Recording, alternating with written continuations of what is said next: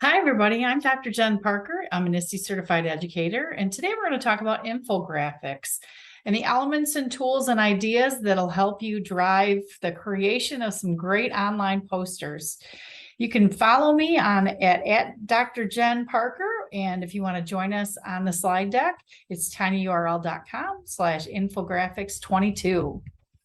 So, with that said, there's a lot of reasons to do non-linguistic representations. And why represent or why present your information visually? Well, there's a lot of research out there.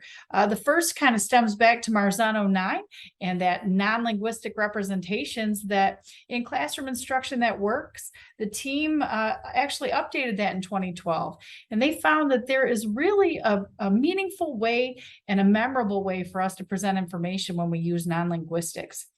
Hattie also reached out and shared his thoughts on visual representations in 2018 when he updated his 252 factors.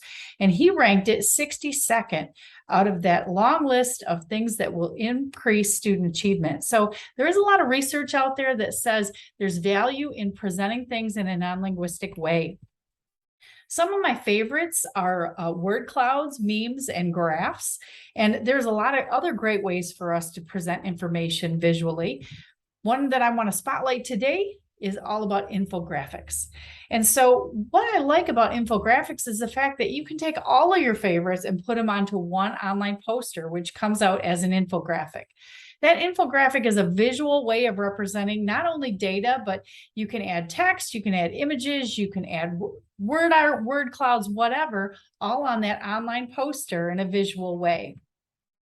Now, a couple tips and tricks include, if you look at the infographic on the left compared to the right, there's a different way to present the same information. And you got to think about what your audience is and try to minimize. Don't be too text heavy. An infographic is really meant to be a visual way to share information, and they can always go in, dig deeper to get more information. But really, this is kind of a 30,000-foot view.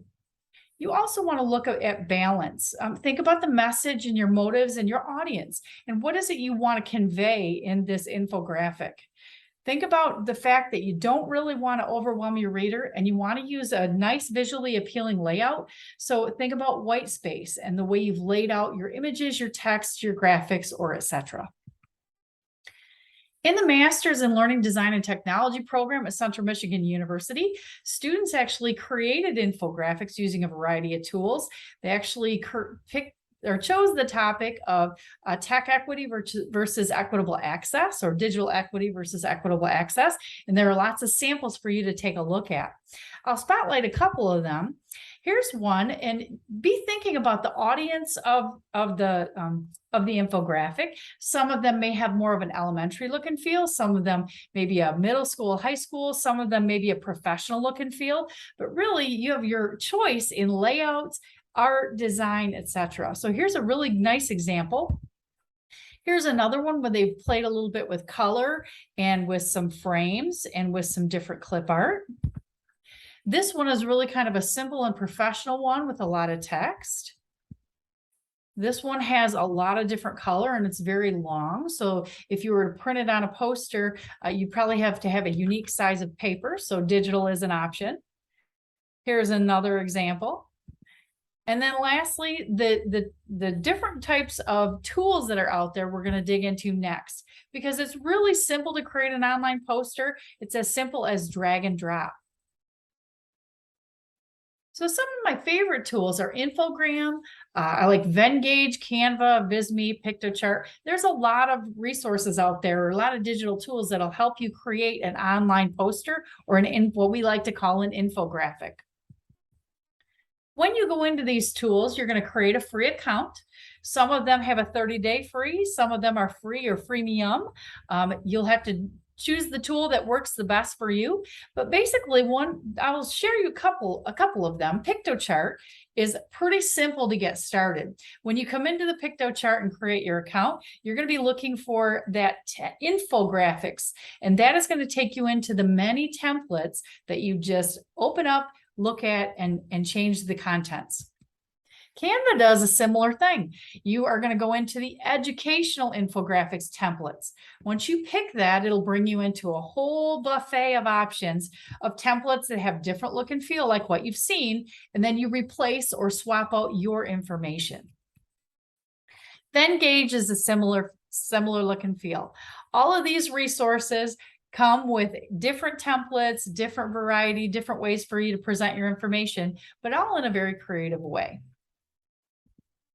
So let's take a look at what is next. If you are learning to use infographics and you're not sure about what it is and you're just getting started, one of the great places you can go is 21 Things. If you come into 21 Things for Educators and you pick a thing, you can pick Thing 13, which is digital images. You'll click on Define, which will bring you into all things digital or imagery. And when you come down to Try It's got some great examples of how you bring non-linguistics into the classroom. And there is a whole list of ideas for creating online posters and infographics. So with that said, let's take a look at a couple of these tools. Here's the first one, which is Canva. Canva, you'll notice if you click on infographic, it brings me into these many, many templates. I've got my workspace, and then on the left-hand side, I just pick one that I like. Once I launch that, it'll allow me to come in and change the content. It's very nice, very simple, and very easy to use. Pictochart is a similar way. I click on infographics. I come in and I pick the template that I'm going to look at.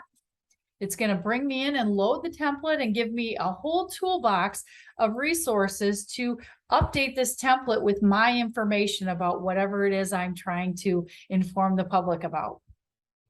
And then lastly, you've got Venngage. And if you come in to create new and you create a new design, you can actually go in and create your own, or you can identify a template that perhaps they've used. Here's an example of a free or freemium account.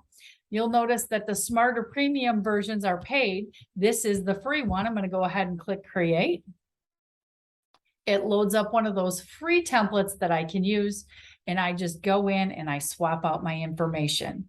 Again, I can change my template, I can change my images, my text, etc. And here on the left, they've given me a toolbox of resources.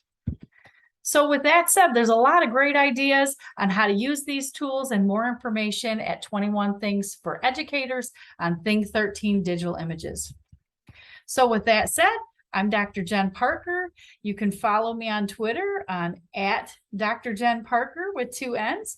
And feel free to jump into the slide deck at any time or visit us on 21 Things for Educators to learn more.